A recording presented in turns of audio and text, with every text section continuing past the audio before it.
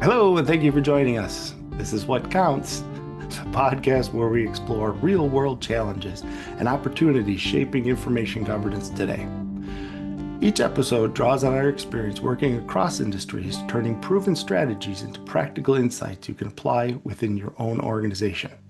Whether you're navigating information governance, facing a specific need, or simply curious about issues like email management, retention, contract data, or asset data management, this podcast gives you clear, actionable perspective on what truly counts in building strong, sustainable governance practices. This is Lee, and in this episode, Maura and I are picking up right where we left off. Remember last time? If you didn't, go listen to our last episode. We broke down the AI-generated customer support escalation workflow and found that behind the big promises were even bigger assumptions. Messy data, disconnected systems, security gaps, hallucinated answers. The AI told us it could do it all in 10 minutes. More doubted that one, but anyway. I learned to doubt that after a while too. We also introduced the concept of metadata mapping, understanding the keys and identifiers that hold your data objects together. And we ended with a warning.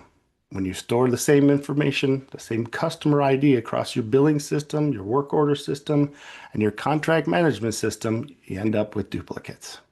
3 copies, 7 copies, 10 copies of the same counterparty. So today, we're tracking the next logical step, reconciliation. How do you figure out what's real, what's redundant, or what's just plain wrong before you ever let AI near it?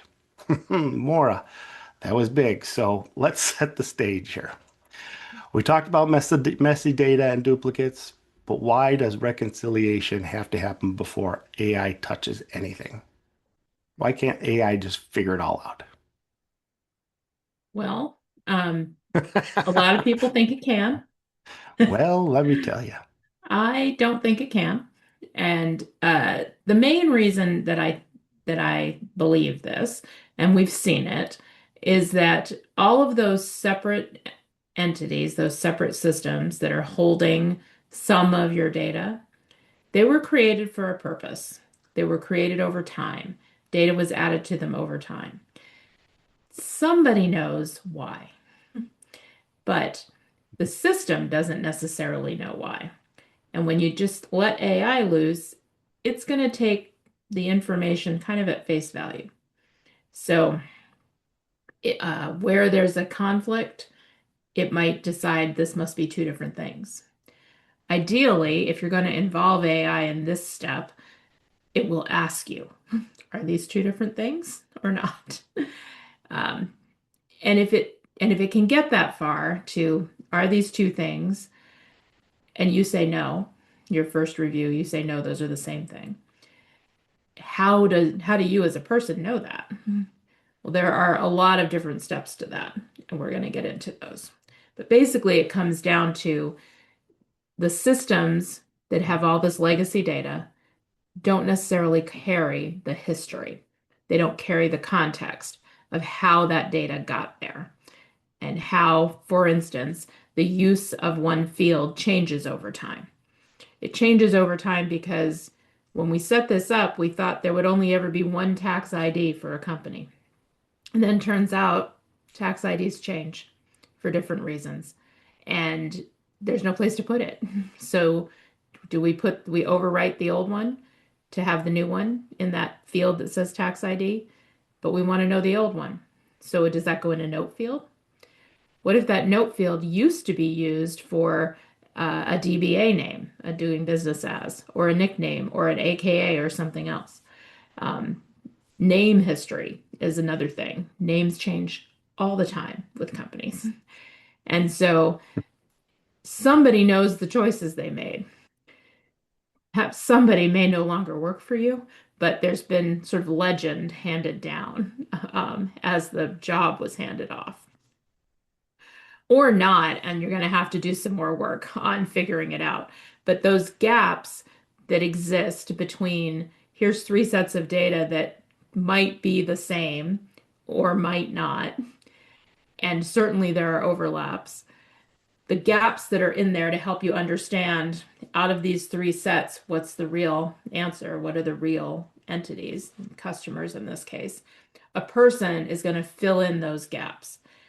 And AI doesn't have any knowledge to fill those gaps, mainly because people are irrational. And the way that those changes happened over time are not rational.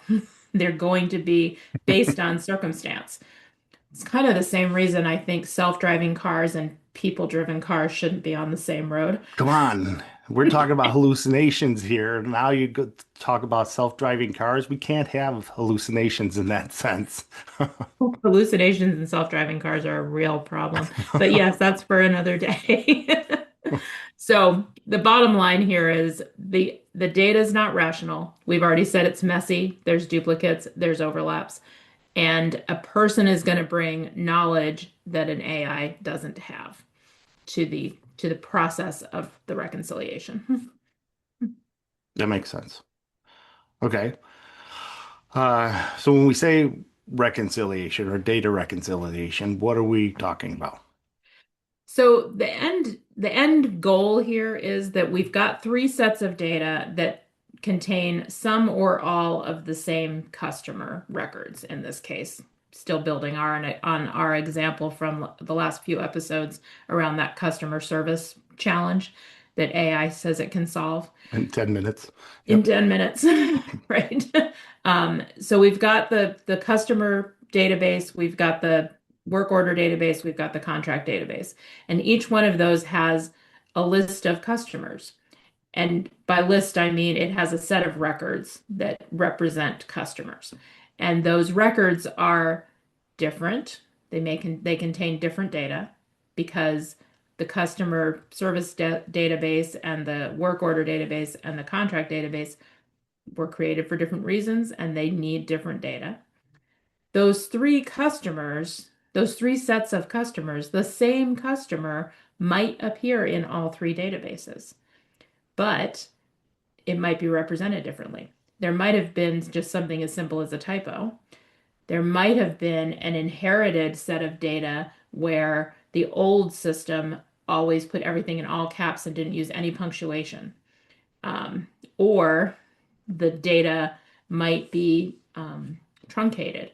We've definitely run into systems where that was an interesting actually use of other fields too, where the name of a company couldn't fit in the company field and it would get truncated, and then there would be an overflow field. Oh, the And the long rest, description field. Yeah. the long description or the overflow name field, because the original system was so old that it had that small of a character limit.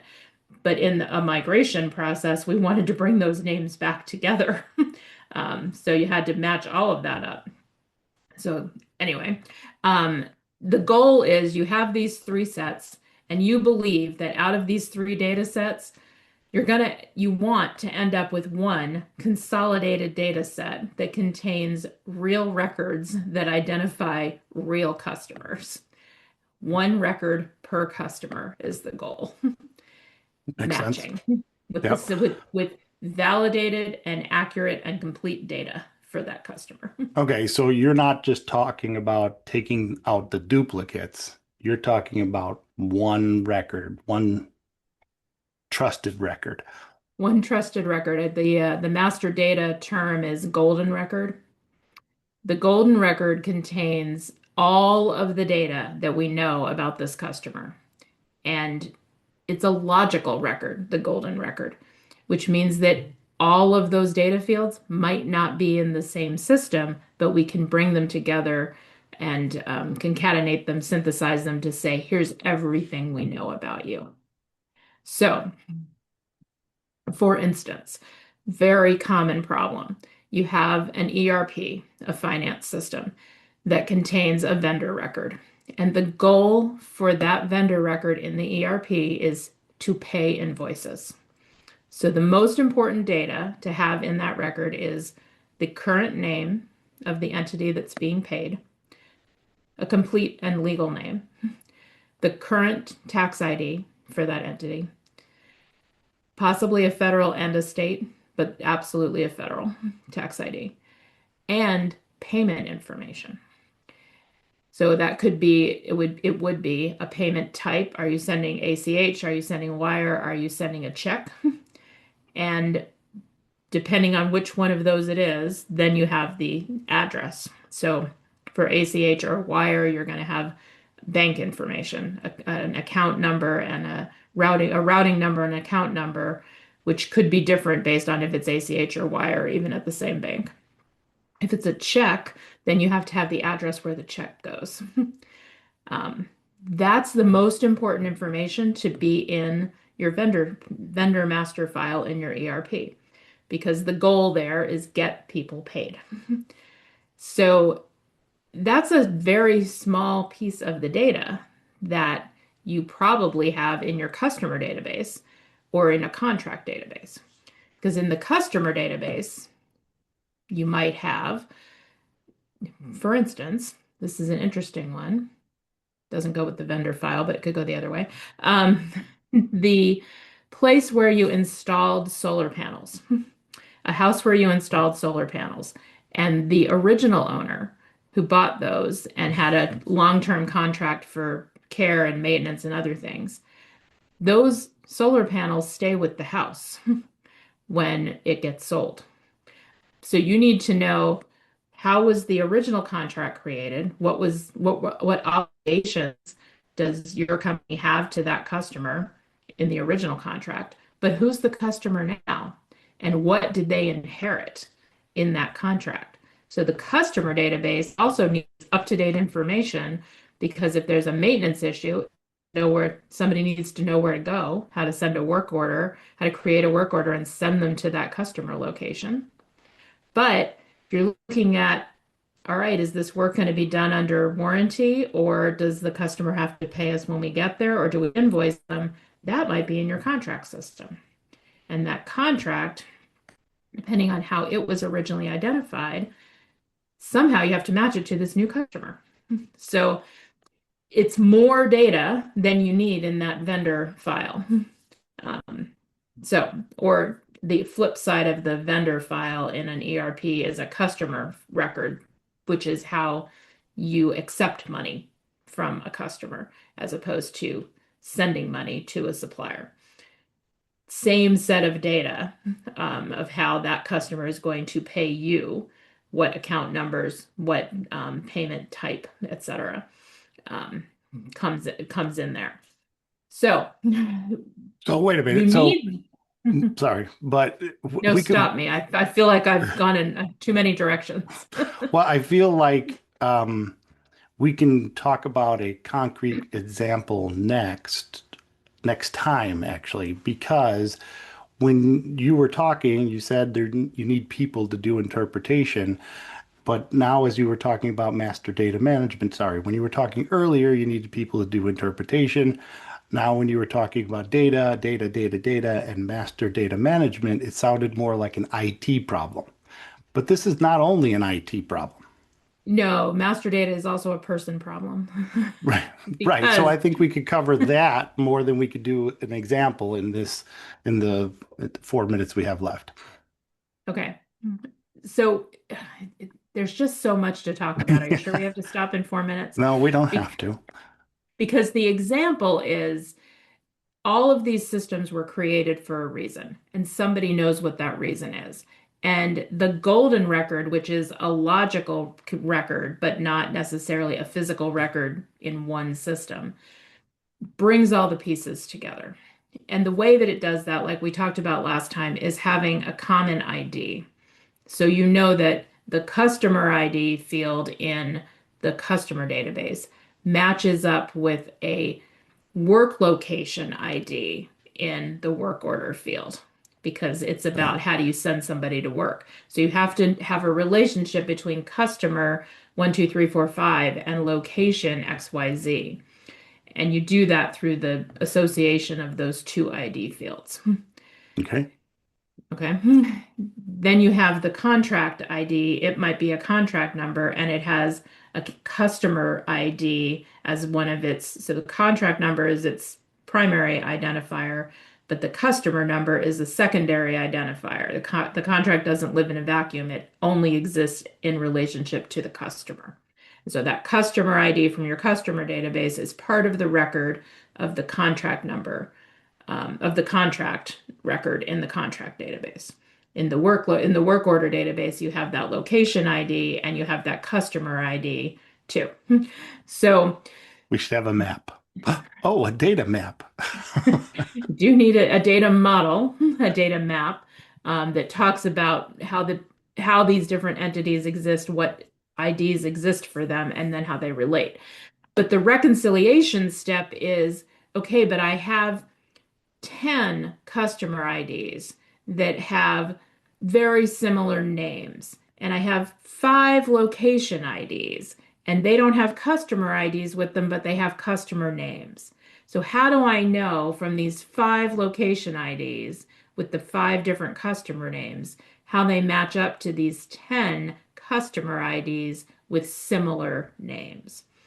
That is the reconciliation step. And you do that by looking, and we can do this we can do this in more depth in a later episode, but some there are some computing techniques, some automated techniques, and this is where AI can be helpful as a tool to say, there's the Levenstein distance, there's fuzzy matching like they use in e-discovery. There are other ways to do searches that give you a confidence rating of we think 12345 and 12345.2 are the same. We're 90% confident of that.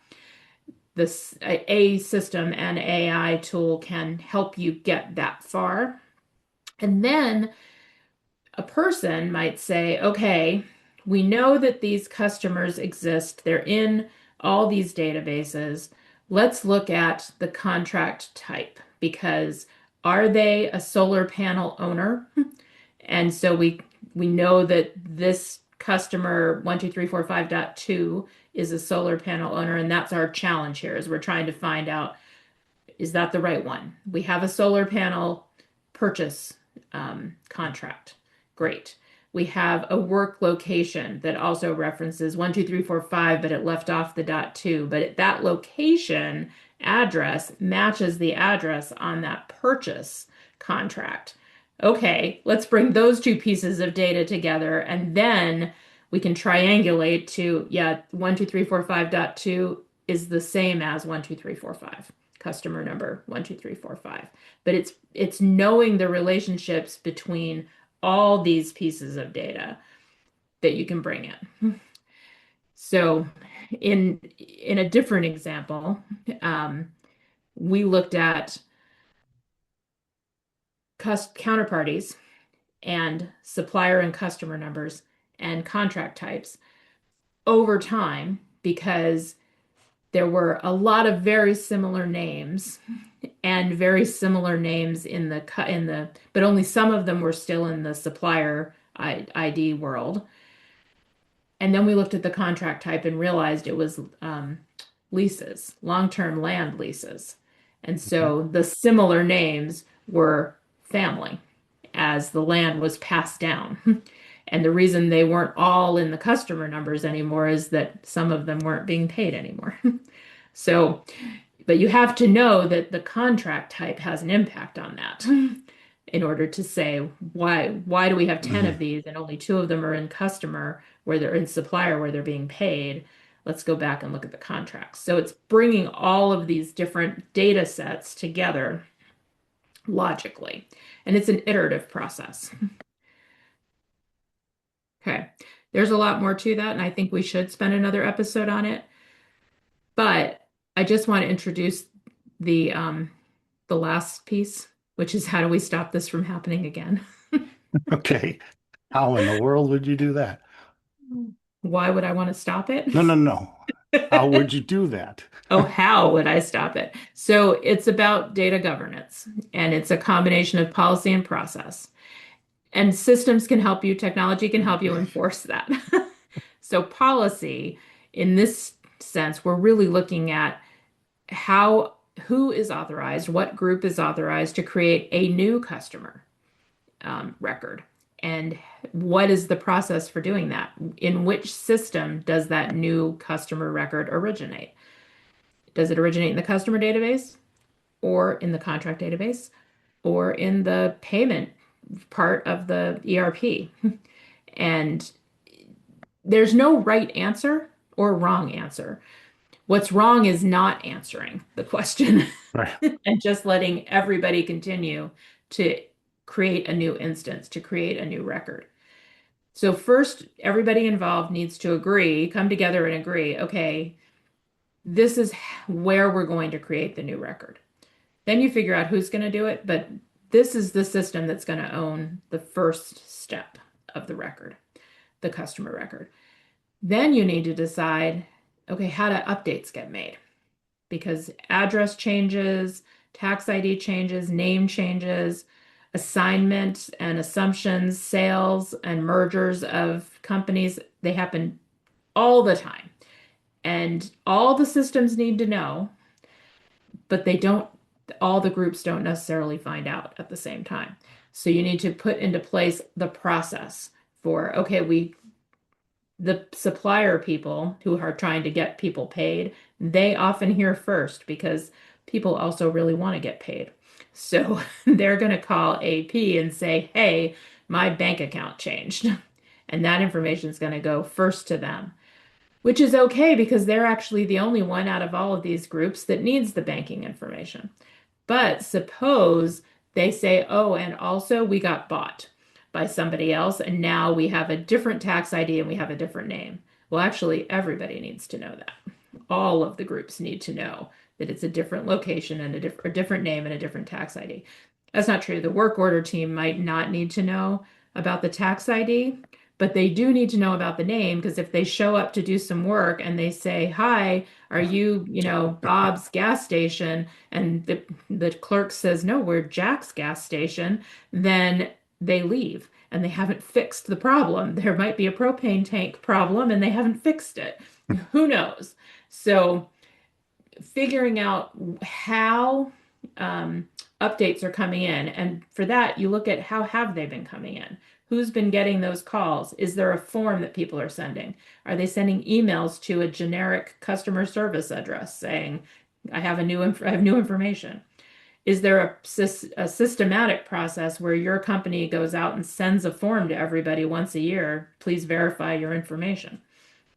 I've been getting those this week for a number of different places. Mhm. LinkedIn, can you verify your information or whatever? So a lot of companies do that, but not everyone. And if they do, it still may not be coordinated on the inside of the company. So first step with the governance is which system is going to be the system of record? How are new records going to be created there? Second step is who is going to receive and be authorized to update information. And if somebody's going to receive information who isn't authorized to update it, then how do they forward it appropriately to the right group to validate and update the information? And that third step is really the validation step, which is all of the information needs to go through some kind of validation process, potentially matched to a real world source, an outside source like Secretary of State registration or something, and or even just the post office to make sure that this address does exist and the person is real. All of those things have to happen. And as part of your process mapping, designating different groups to own those pieces of the process. At the end of the day, having done the hard work of reconciling everything, coming out with your golden record of here is our set of 10,000 customers that we know are real and the data is accurate and we understand where that data lives. Then you have your policy and process together of how new records come in, how do records get updated, what is the validation step, and last piece, when do you retire a record? When does that customer become inactive? And when is that record no longer needed for retention or other purposes? Which is really important because we're living in an age of reasonable concern about privacy data and emerging laws around the right to be forgotten by a company or by a site or by a system. And knowing where your data is and how it's getting created and what your process is for retiring and destroying data in accordance with the retention schedule is going to be a great answer to somebody who says, "Where's all my data? And I want you to forget me." Okay. So What's that was a quick amazing, run through. what's amazing is that we've done this for very large organizations, several of them. And of course, I think I just reiterate exactly what you said. It's not an IT problem. It's not a records problem. It becomes a governance problem, which is an enterprise problem. It is. It is an enterprise problem. It manifests in records problems. It manifests in IT problems, but it is a governance problem. And it needs Absolutely. people to solve it. Okay. It's a wrap. You good? I'm good. If you have any questions, please send us an email at info@trailblazer.us.com or look us up on the web at www.trailblazer.us.com or check out our Learning Academy at trailblazerlearningacademy.com. Thank you for listening. Please tune in to our next episode. If you like this episode, please be a champion and share it with people in your social media network. Like always, we appreciate you, the listeners. Special thanks goes to Jason Blake, who created our music. All right. Thanks, everyone. Tune in next time and we'll talk about how to reconcile 300,000 counterparty records. I know Yay. you can't wait.